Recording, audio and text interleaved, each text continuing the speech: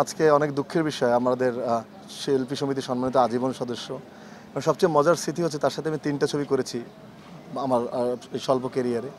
এত হাস্যোজ্জ্বল মানুষ আমি আমার লাইফে কম দেখেছি। এবং দিগন্ত যেটা বলছিল, আমি শিল্পী সমিতির সেক্রেটারি হওয়ার পরে উনি প্রতিনিয়ত ওকে সহই প্রায় আমার সমিতিতে আসতেন, দুপুরে আমার সাথে আড্ডা মারতেন, খেতেন, ও গান করতো, আমার অনুষ্ঠানে গান করবে, এরকম অনেক মজার স্মৃতি তার সাথে। এত হাস্যোজ্জ্বল মানুষ কোনো মন খারাপ দেখিনি। আর সারা দিনই কথা বলতেন ওনার সিনেমার স্মৃতি, কি করেছেন।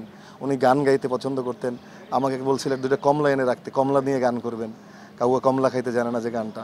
তো এই স্বল্প সময়ের কেরিয়ারে এমন একজন হাস্যোজ্জ্বল মানুষকে হারিয়েছি, দুঃখের বিষয়। এবং আমার এই বটবৃক্ষের একটা ছায়া হারালাম, এটা অনেক দুঃখের বিষয় আমাদের শিল্পীদের পক্ষ থেকে। আমি আশা করব ওনার এই যে আজকে যিনি চলে গেলেন অভাবটা পূরণ হন। এবং একটা চলচ্চিত্রের এফডিসির একটি লোক খুঁজে পাবেন না যারা এই টেলিসমাজ সম্পর্কে একটা বাজে মন্তব্য করতে পারবে, কখনো তার মুখে হাসি দেখেনি। ইট পাথরটি পর্যন্ত টেলিসমাজের জন্য আজকে কাঁদে। যেমনটি বলেছিল, রাস্তার ফকির থেকে প্রধানমন্ত্রী পর্যন্ত টেলিসমাজকে চিনেন এবং ভালোভাবে জানেন।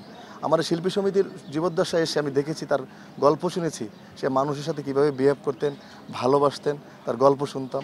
আজকে আমরা গভীর মর্মাহত, শোকাহত। আমরা তার বিদেয় তার মাগফিরাত জানাই। আমার শিল্পী সমিতির পক্ষ থেকে গভীর শোক জানাচ্ছি। আল্লাহ তাকে বেহেশত নসিব করুক। যেখানেই থাকবেন টেলিসমাদ ভাই আমাদের ভালোবাসার মধ্যেই থাকবেন। আমরা সবসময় ভালোবাসায় প্রতিবার তাকে স্মরণ করব।